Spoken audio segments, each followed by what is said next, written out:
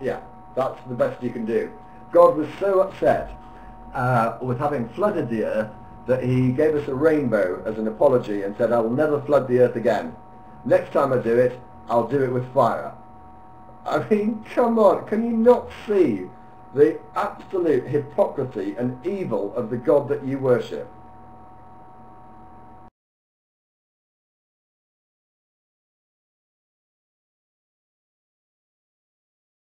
How many people, well, I'm just going to repeat myself. Would you like to invite Lucas Pick on to co-host, because I think he's got some points that he wants to make, and I think I'm just going to end up repeating myself. Thank you very much.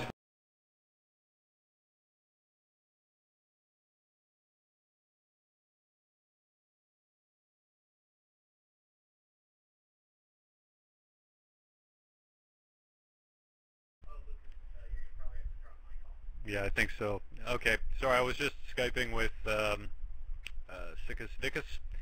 One moment. I'll see you in a bit, Sickus. Alright, so, oops. Can you hear me okay? Yeah, I can. Cool. Anybody else?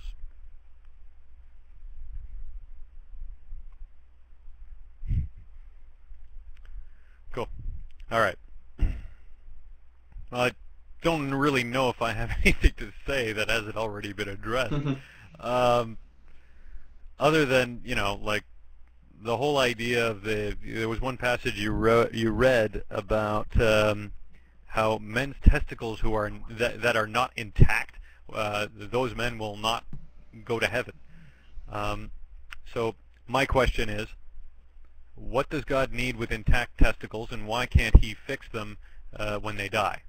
And if the testicles are part of the body and the soul is eternal, then the soul doesn't have testicles that are attached to the body. So what the fuck? Man, that doesn't make any sense at all. No. It wasn't saying that they'll go to hell. It was just yes, saying it was. they can't. No, it was saying they can't go in to. I forgot what it was. If it was the temple, I think it was the temple. They can't enter the temple. Temple of God meaning heaven. No, I was talking about a building, not heaven. No, it wasn't talking about a building. It was talking about heaven.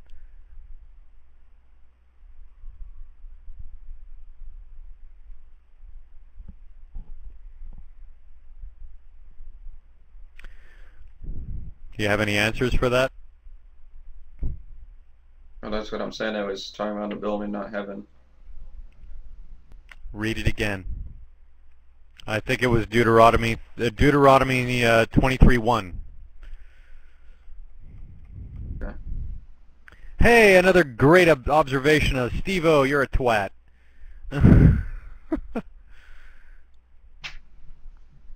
Okay, it says, if a man's testicles are crushed or his penis cut off, he shall not enter the sanctuary. The sanctuary, read it some more. What is the sanctuary? Okay. A bastard may not enter the sanctuary, nor any of his descendants for 10 generations. How does a man who have no functioning penis have any generations?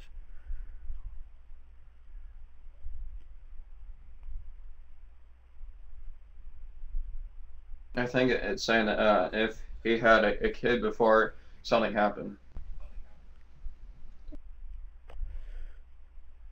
Yeah. But it doesn't say that he had a kid before something happened. It just says that if he's got crushed nuts, he can't go in there, and neither can any of his apparent subsequent generations that he himself would have had to father, but he would only be able to do that if he had functioning reproductive organs. If his reproductive organs are functioning, then what does it matter whether or not his organs are crushed? Not only that, if we are talking about a building, does that mean that they do an inspection of men's nuts before they go in?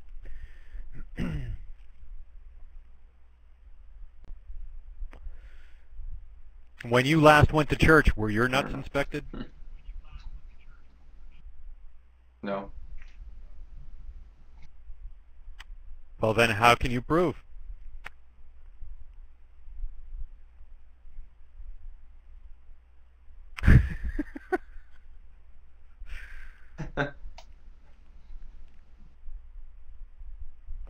By a very nice priest.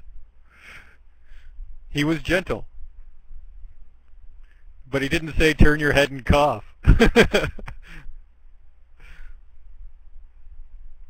Ew. With his mouth. Ick. That's gross. It is so easy to debunk the complete, or to just to demonstrate the logical failures in your beloved book. The book you apparently haven't even read. Cars go vroom vroom. I've read it. And a horn goes beep beep.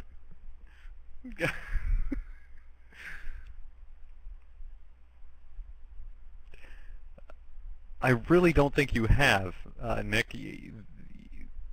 Just, holy shit, man. Did you even read the passages that you read earlier at the beginning of this show? Did you even, like, pay attention to what you were reading?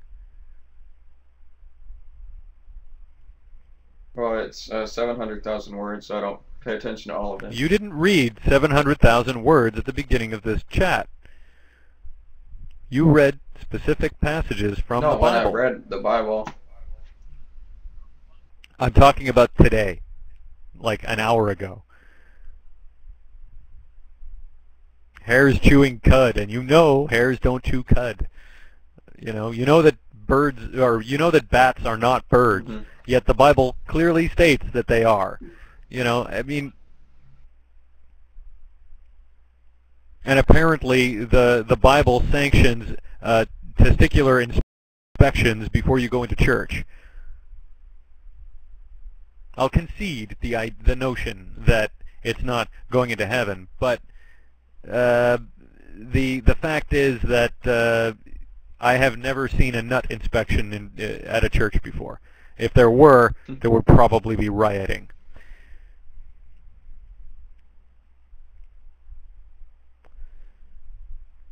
At least Catholics do it behind closed doors. And only if it was inspected by nuns, right, Kirk?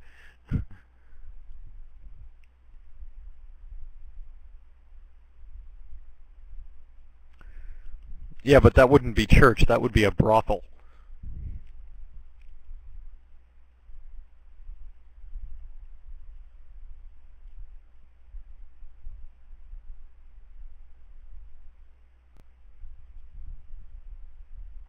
Most brothels were in churches in the old days.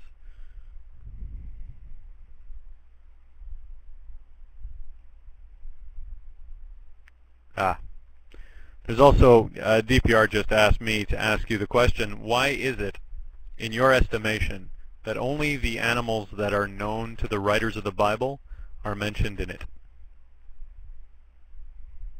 If God truly inspired them to write it, don't you think that they would have made up, or at least mentioned, animals that they would not have encountered?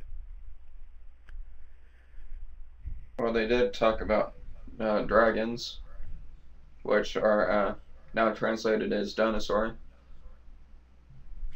No, they did not talk about dragons. They talked about leviathans, large animals like elephants, and they would have known about elephants. No, they were. One passage talks about how the animal's tail is like a cedar tree, and that would only be a dinosaur could have a tail that big. Really? Only a dinosaur could have a tail that big. All right. Skeptics. Annotated. Bibble. Okay, I'm just going to check your precious Bibble here. Look for dragons. Their wine is the poison of dragons. I wonder what genus and species the Bible, the dragons will live in Babylonian blah blah blah. Then spake Joshua to the Lord, Sun, stand thou still upon Gibeon, and thou, moon, in the... What the fuck? It doesn't mention anything about that. Okay, so where the fuck